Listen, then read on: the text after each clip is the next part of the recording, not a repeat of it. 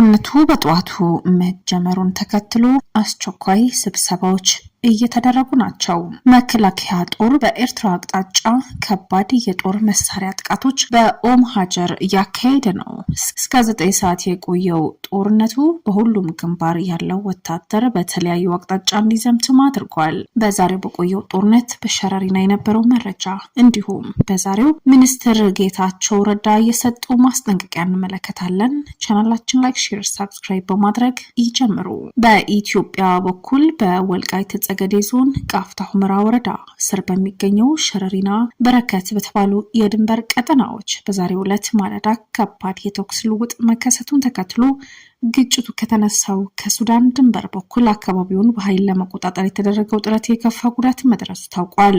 በሱዳን አቅጣጫ ሰርገው በመግባት በበረከትና ሸረሪና መስመር በቀላል መሳሪያዎች የታየው ከባድ እንቅስቃሴ የኢትዮጵያ መከላከያ ሰራዊት በመድፍና በድሮን የታገዘ መጠነ ሰፊ ያጸፋ እርምጃ እየወሰደ መሆኑን በጥቃቱ የተሳተፉ ታጣቂዎች አብዛኛው ክፍል መደምሰሱን ከፍተኛ ጉዳት መድረሱንም ታውቋል።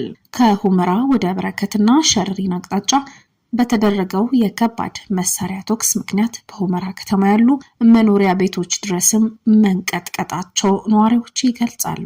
በሌላ በኩል ህወሓት የደረሰበትን ከባድ እርምጃ ተከትሎ ባወጣው መግለጫ የፌዴራል መንግስቱ ሲያካሂድ የቆየው ከበባ ወደ ወታደራዊ እርምጃ በማሳደግ በሸረሪና አቅጣጫ ጦርነት ከፍቶብኛል ሲል ሲቪል ማህበረሰቡና ደጋፊዎቹ በሙሉ ለትግል እንዲዘጋጁም ጥሪ አቅርበዋል። በዚህ ዙሪያ የትግራይ ማዕከላዊ ኮማንድ ውሳኔም አስተላልፏል። አዲስ የተቋቋመው የትግራይ ማዕከላዊ ኮማንድ በአስቸኳይ ስብሰባም ተጨማሪ ክፍሎችን ወደ ሱዳን ለእርዳታ ለመላክና በአፋር በኩል አዲስ ግንባር ለመክፈት ወስኗል።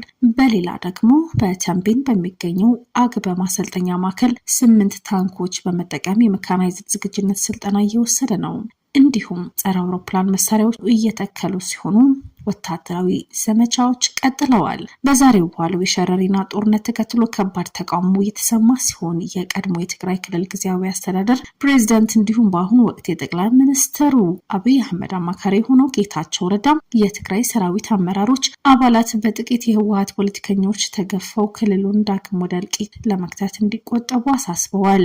ሚኒስትር ጌታቸው ረዳ በኤክስ ገጻቸው የዶክተር ደብረጽዮን ንግግር አያይዘው ባሰራጩት እጅግ ነቀፋ የበዛበት መልእክት የህወሓት አመራሮች የትግራይ ህዝብ አንድነት በመበተን እንዲሁም በፋኖ በሱዳን ጀነራል አልቡርሃን እንዲሁም በኤርትራ መንግስት ሻዕቢያ ላይ ተማምነው ዳግም ጦርነት ለመክፈት የሚያደርጉት ፉከራ የሚያመጣው ለውጥ እንደሌለ ይገልጻሉ። በዶክተር ደብረጽዮን ገብረ ሚካኤል፣ በወይዘሮ ፈትለወርቅ ገብረ እግዚአብሔር ሞንቾሪኖና በቀድሞ የደህንነት ሹማቶ ጌታቸው አሰፋ መሪነት በጉልበት 4 ኪሎ እንመለሳለን በማለት የሚያልሙት ቅዠት በአስቸኳይ እንዲያቆሙ ማስጠንቀቂያ አስተላልፏል።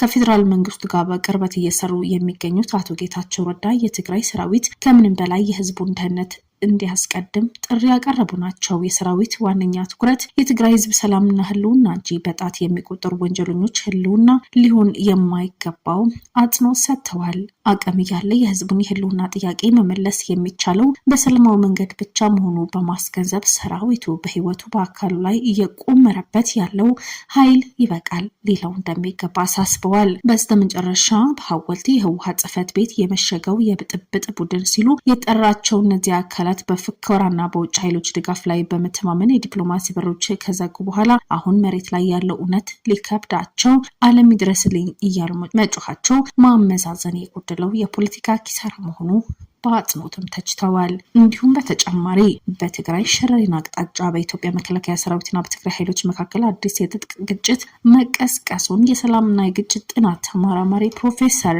ሼቴል ትሮቮን ሲገልጹ ባወጡት የትንታኔ መረጃ ይህ ክስተት ከሰሜን ኢትዮጵያ ከቅርብ ጊዜ ወዲህ የታየ ከፍተኛ የወታደራዊ ውጥረት ማድረግ መሆኑ ጠቁሟል። እንደ ፕሮፌሰር ትሮቮል ገለጻ አደጋው የተቀሰቀሰው ሁሉም ወገኖች በኩል ላለፉት ሳምንታት ሲስተጋቡ ከነበሩ የቃላት ምልልሶችና ወታደራዊ ዝግጅቶች በኋላ ነው የኢትዮጵያ መንግስት ህወሓት ለሌላ ጦርነት ዙር እየተዘጋጀ ነው ሲል ሲከስ የቆየ ሲሆን ህወሓት በበኩሉ ሊሰነዘረበት የሚችለው ጥቃት ለመከላከል ከሌሎች አካላት ጋር ህብረት በመፍጠር እንደሚገኝ ሲገልጽ መቆየቱ አብራርተዋል። ክስተቱ ሙሉ በሙሉ ወደ ሰፊ ጦርነት መሸጋገሩ ለመደምደም መሆኑ የሚያመለክቱ ፕሮፌሰሩ ድርጊቱ የሰፊ ወታደራዊ ዘመቻ መጀመሪያ ወይም የኃይል ማሳያ ሊሆን እንደሚችል ይገልጻሉ። ነገር ግን ሁለቱም ወገኖች በኩል የሚወሰዱ አጸፋዊ እርምጃዎችና የፖለቲካ ስሌት ስህተቶች ሁኔታው ወደ አልተፈለገ የከፋ ጦርነት ሊወስዱት እንደሚችሉ ማስረድተዋል። የቻናላችን ቤተሰቦች ወቅታዊ መረጃዎች ምን እየተባለ ነው፣ ምንስ እየተደረገ ነው፣ የውጭና የውስጥ ሀገር መረጃዎችን ለማግኘት ቻናላችን ላይክ፣ ሼር፣ ሰብስክራይብ ያድርጉ።